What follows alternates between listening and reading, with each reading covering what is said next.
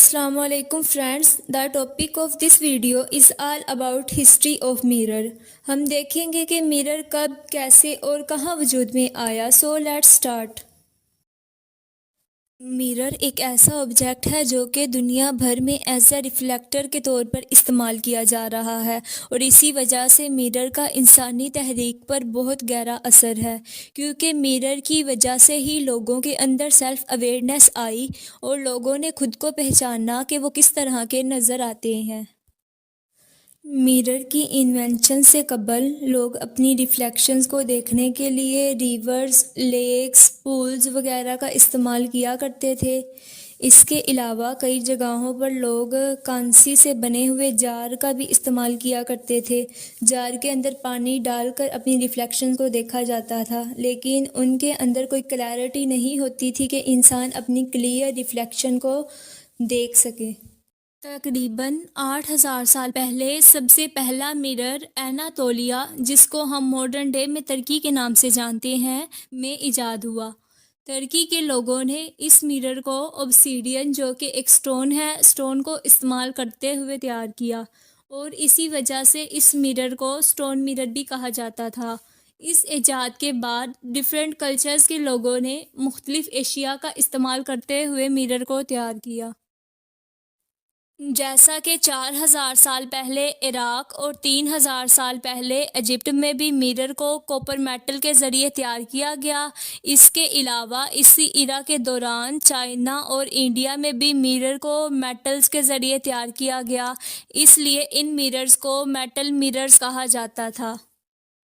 15 to 16 century کے درمیان Italy کا ایک سٹی وینس، جس کو مرر پروڈکشن کی وجہ سے دنیا بھر میں کافی شہرت حاصل ہوئی، کیونکہ اس سے قبل جتنے بھی مرر تیار کیے گئے تھے ان کے اندر بھی کوئی اتنی خاص کلیئرٹی نہیں تھی کہ انسان اپنی بالکل کلیئر ریفلیکشن کو دیکھ سکے۔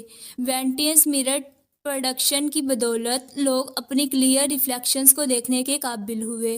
وینٹینز مرر گلاس کے اوپر ٹین اور مرکری کی کوٹنگ کے ذریعے تیار کیا گیا تھا، اس لیے اس مرر کو گلاس مرر بھی کہا جاتا تھا۔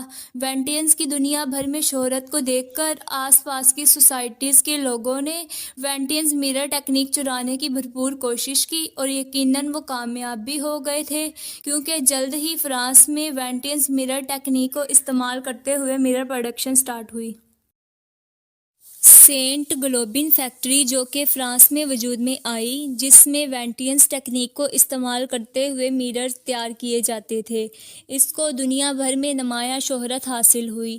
ان تمام پروڈکشنز کے باوجود مرر ابھی تک صرف چند لوگوں کے پاس نظر آتے تھے، کیونکہ زیادہ ایکسپینسو ہونے کی وجہ سے صرف اپر کلاس کے لوگ ہی مرر کو افورڈ کر سکتے تھے۔ 18ویں صدی تک لوئر کلاس کے لوگ اپنی ریفلیکشنز کو دیکھنے سے قاصر تھے۔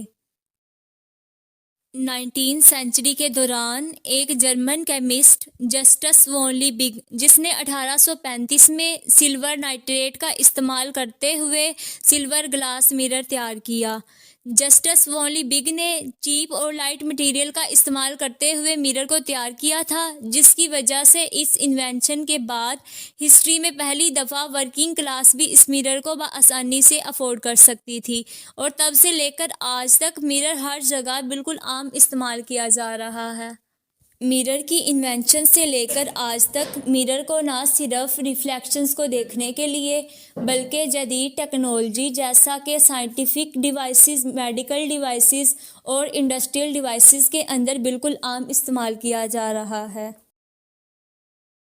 مرر کی انوینشن کے بعد اور جتنی بھی انوینشنز ہوئی، جتنی بھی ٹیکنالوجی ایڈوانس ہوئی، سب کے اندر مرر کا بہت اہم کردار ہے۔ جیسا کہ انسان مرر کی بدولت ہی ان چیزوں کو دیکھنے میں کامیاب ہوا جو انسانی آنکھ سے نظر نہیں آ سکتی، اور اسی طرح مرر کی وجہ سے ہی انسان کے انر پارٹس کا مشاہدہ کرنے میں کامیاب ہوا۔ ہم یہ کہہ سکتے ہیں کہ مرر اور technology go hand in hand, دونوں ایک دوسرے کے ساتھ ساتھ ہیں۔ جتنی ٹیکنالوجی ایڈوانس ہو رہی ہے، اسی کے ساتھ ساتھ مرر کی پروڈکشن اور ڈیمانڈز میں اضافہ ہوتا جا رہا ہے۔